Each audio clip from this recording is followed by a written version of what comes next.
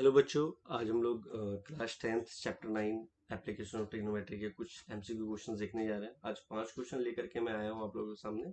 ठीक है, ये जो 5 क्वेश्चन है ये काफ़ी बेसिक वाले क्वेश्चंस हैं और एग्जाम पॉइंट ऑफ व्यू से इम्पोर्टेंट भी है और इससे काफ़ी ज़्यादा आप लोग का कॉन्सेप्ट भी क्लियर होगा। ठीक है, तो ज़रा ध्यान से देखिएगा इस वीडियो को। तो चलिए चलते हैं सबसे पहले क्वेश्चन की ओर। फर्स्ट क्वेश्चन है हमारे स्क्रीन में। A pole casts a shadow of length 2 root 3 meter on the ground.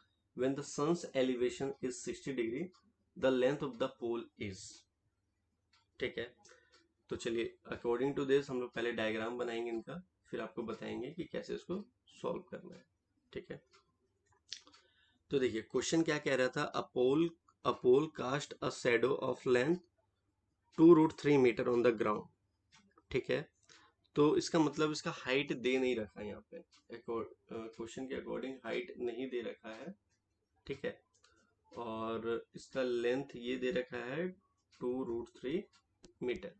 तो हाइट दे नहीं रखा, तो हाइट को हम लोगों ने h मान लिया और इसका एंगल दे रखा है, एंगल जो कि है वो 60 डिग्री है। ठीक है, तो हम लोग नेमिंग कर देते हैं ABC। ठीक है, तो अगर मैं बोलता हूँ इन ट्राइंगल ए बी सी अगर हम लोग लेते हैं तो tan 60 डिग्री इक्वल्स टू। अच्छा, अब क्वेश्चन यहाँ पे ये उठ रहा है कि सर tan 60 क्यों नहीं लिया, क्यों लिया आपने, साइन क्यों नहीं लिया, कॉस क्यों नहीं लिया। तो याद रखिएगा एक बेसिक से ट्रिक है, पंडित भोला प्रसाद हरी हरी बोल। तो ये होता है साइन के लिए, ये होता है कॉस के लिए, ये होता है टेन के लिए। तो टेन के लिए होता है P/B और क्वेश्चन में आपको जो गिवन दिया हुआ है आपको मतलब h निकालना है और आपको बेस दिया गया है। तो P और B ही रिलेट है इस क्वेश्चन से, तो हम टेन को ही लेंगे। तो इसलिए tan 60 डिग्री। अच्छा, 60 डिग्री क्यों ले रहा हूं मैं, क्योंकि क्वेश्चन में गिवन दिया हुआ है। अगर जो भी डिग्री दिया रहेगा हम यहीं पे, नहीं दिया रहेगा तो थीटा ले लेंगे, टेन थीटा। ठीक है, तो tan 60 degree equals to P/B मतलब h अपॉन क्या हो जाएगा 2 रूट 3। तो tan 60 डिग्री की वैल्यू क्या होती है, √3 होती है, equals to h upon 2 root 3। तो h क्या हो जाएगा, h इक्वल्स टू हमारा हो गया 2 रूट 3 इंटू √3। तो आप लोग को पता होना चाहिए कि √3 इंटू √3 क्या होता है, 3 होता है। तो h इक्वल्स टू 2 इंटू 3, तो ये हो गया 6। ठीक है, तो देयरफॉर आप लिख दोगे h इक्वल्स टू 6 मीटर। तो इसकी हाइट जो हो गई वो 6 मीटर हो गई। ठीक है, क्लियर है पहला क्वेश्चन, काफी आसान था।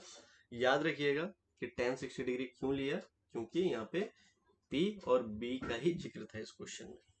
ठीक है, अगर B H का होता तो cos ले लेते हैं, P और H का होता तो sin ले लेते हैं, कोई दिक्कत नहीं। चलिए नेक्स्ट क्वेश्चन की तरफ चलते हैं हम लोग। काफी मतलब ऐसा नहीं है कि टफ होगा, एमसीक्यू काफी आसान आएंगे आप लोग के एग्जाम में। बट हाँ, कॉन्सेप्ट को क्लियर रखिएगा तभी बन पाएगा वो। अदरवाइज फिर अगर डायग्राम आपने गलत बना दिया तो पूरा का पूरा गलत हो जाएगा, है ना। तो चलिए क्वेश्चन नंबर सेकंड देखते हैं। क्वेश्चन नंबर सेकंड है यहाँ पे हमारे स्क्रीन में।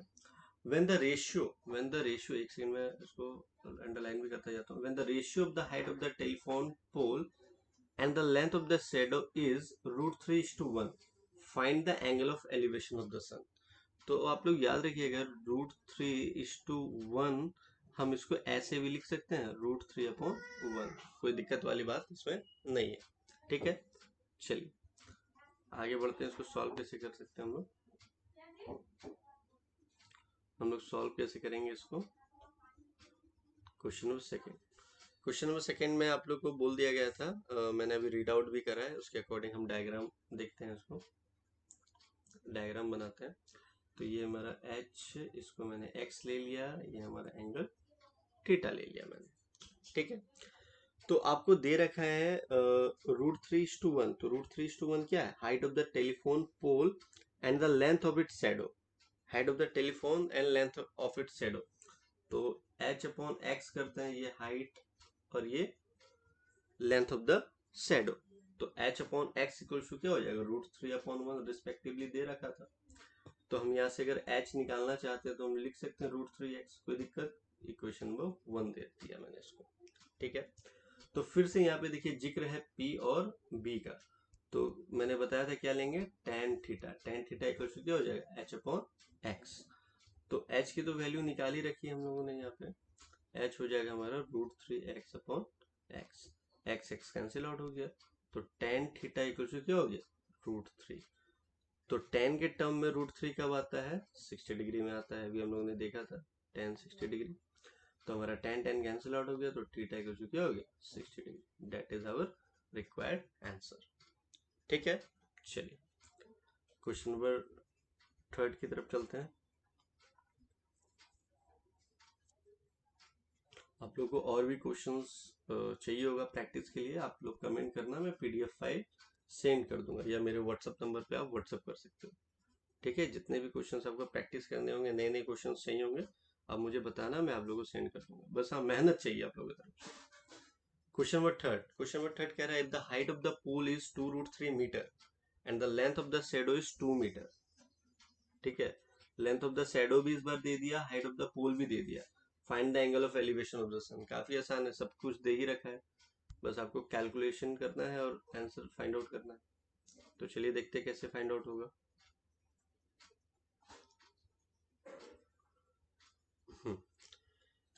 तो हमारा क्वेश्चन नंबर 3 में क्या क्या दे रखा है, हाइट भी दे रखा है और शैडो का लेंथ भी दे रखा है।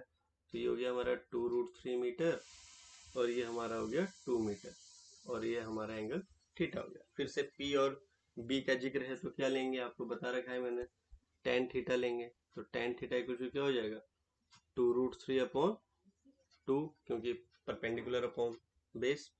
तो 2 कैंसिल आउट हो गया, तो tan थीटा इक्वल टू क्या हो जाएगा, √3। 2 कैंसिल आउट कर देते हैं तो √3। तो फिर से √3 tan के टर्म में क्या होता है, tan 60 डिग्री, है ना। तो tan 60 डिग्री, तो देयरफॉर थीटा की वैल्यू क्या हो जाएगी, 60 डिग्री। आसान क्वेश्चन था काफी, ठीक है। चलिए आगे बढ़ते हैं नेक्स्ट क्वेश्चन की तरफ।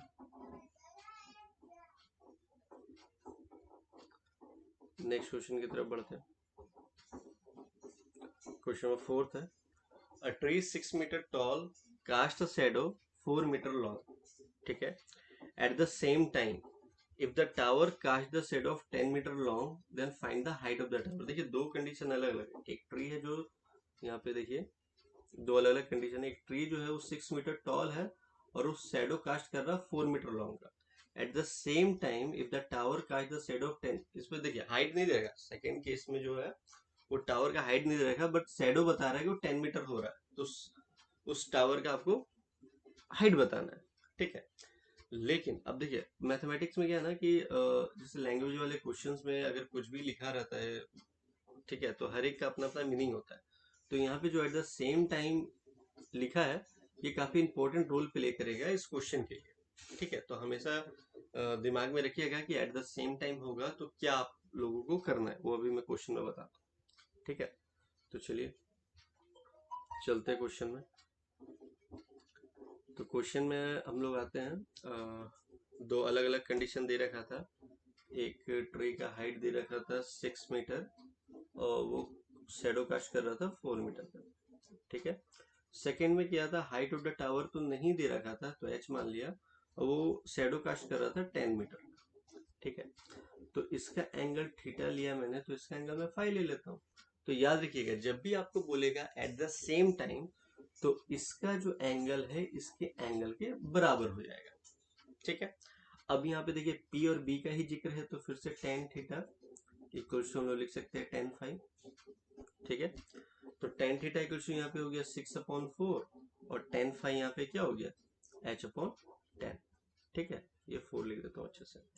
तो मुझे अब h कैलकुलेट करना है, तो h कैलकुलेट करने के लिए 6 इंटू 10 अपॉन क्या हो जाएगा 4, 2 2 जा 4, 2 3 जा 6, 2 5 जा 10।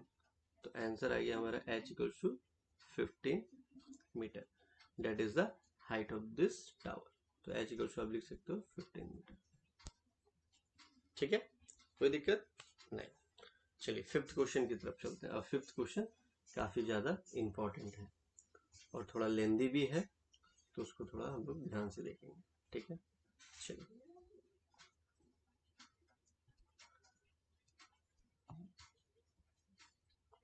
फिफ्थ क्वेश्चन की तरफ चलते हैं हम लोग। क्वेश्चन फिफ्थ कह रहा है द एंगल ऑफ डिप्रेशन। देखिए अब क्या है कि एंगल ऑफ एलिवेशन और एंगल ऑफ डिप्रेशन, इस बार अब एंगल ऑफ डिप्रेशन आ गया। चारों क्वेश्चन तो जो था वो एंगल ऑफ एलिवेशन पे था, ये एंगल ऑफ डिप्रेशन पे आ गया, ठीक है। तो सबसे पहले आप लोग ये देख लेना ये एमसीक्यू करने से पहले कि angle of elevation angle of depression होता है क्या। वैसे मैं आपको बता देना चाहता हूँ कि एक हॉरिजॉन्टल लाइन के ऊपर अगर जो भी एंगल बनता है that is called the angle of elevation, और बिलो जो बनता है वो होता है एंगल ऑफ डिप्रेशन, ठीक है।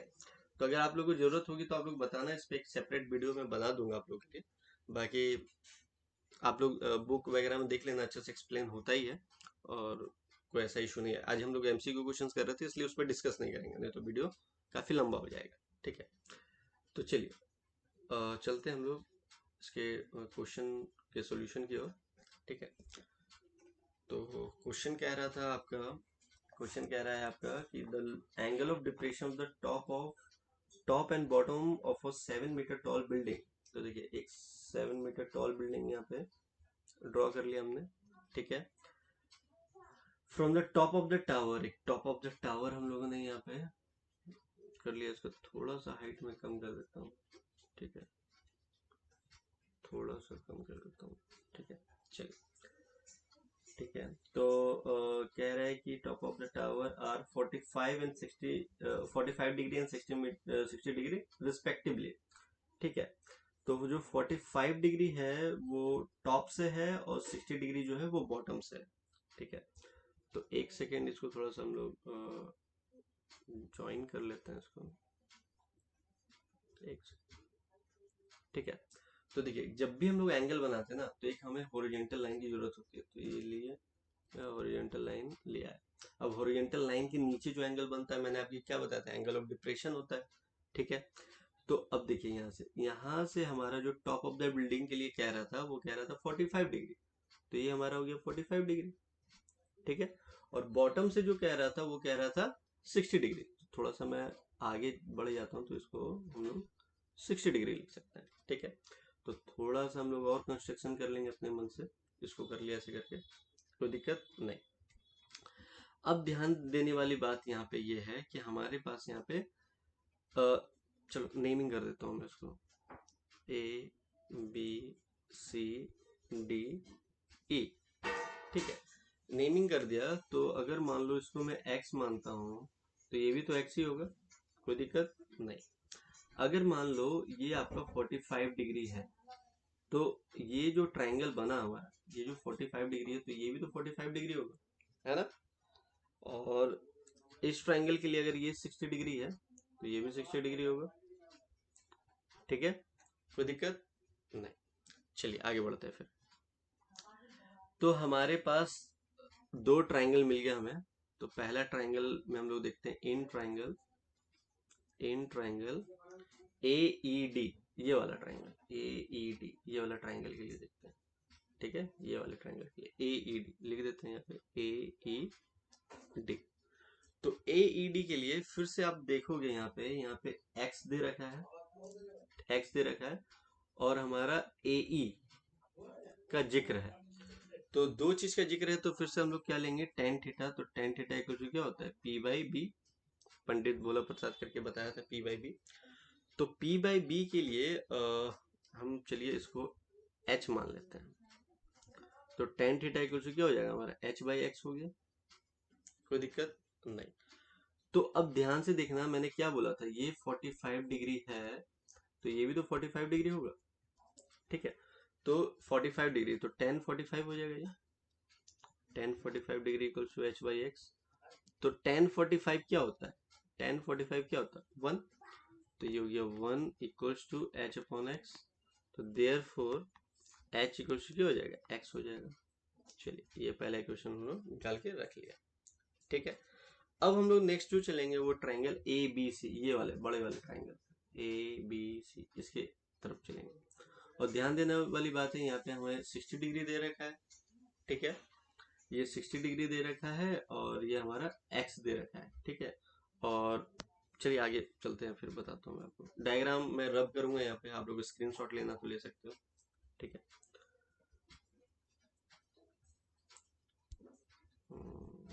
इसको रहने देता हूँ, इन ट्रायंगल एईडी वाले पोर्शन में भी जरूरत पड़ेगी अब।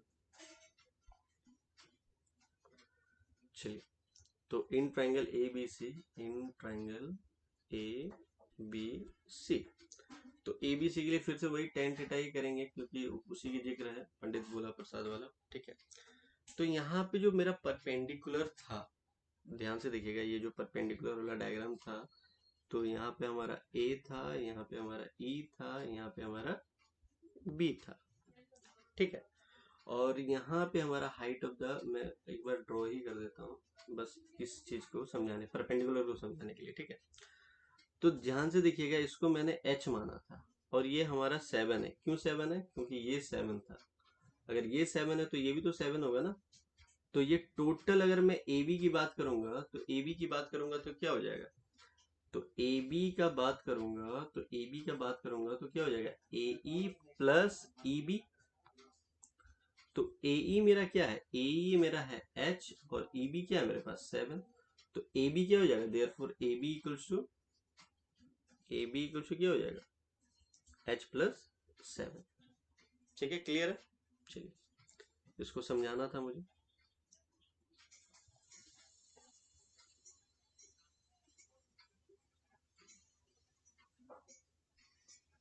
चलिए देखिए,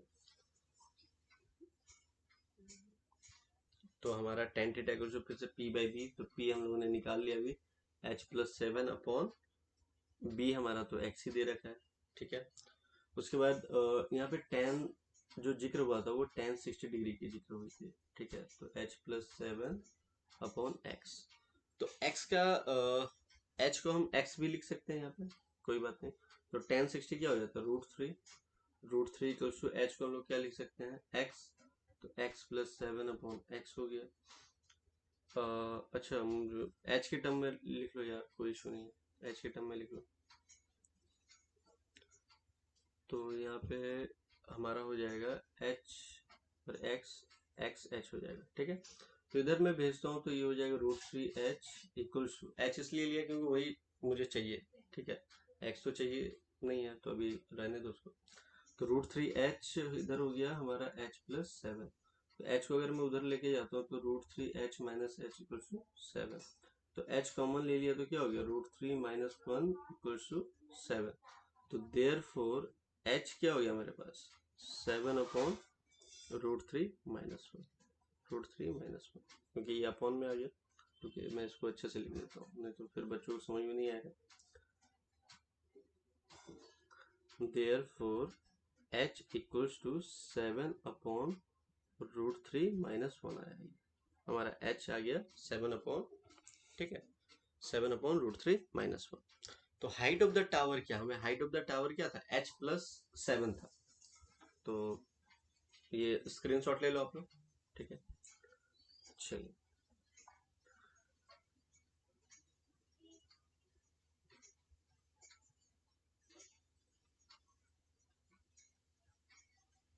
हाइट ऑफ द, तो हाइट ऑफ द टावर हमारा था, लिख देता हूँ मैं, हाइट ऑफ द टावर। तो हाइट ऑफ द टावर क्या था मेरे पास? h प्लस 7, ठीक है। तो h तो अभी हम लोगों ने निकाल लिया, h क्या था हमारे पास? 7 अपॉन √3 - 1 प्लस 7। अगर हम लोग यहाँ पे एलसीएम लेते हैं, ये हो गया √3 - 1, ये हो गया 7 प्लस 7 प्लस, ये हो गया 7 √3 - 1, ठीक है। तो जब हम मल्टीप्लाई करेंगे, तो 7 प्लस 7 √3 - 7 अपॉन √3 - 1 आएगा, तो 7 7 हो गया, कैंसिल आउट, ठीक है। उसके बाद क्या होगा? चलिए इधर रब करके करता हूँ मैं।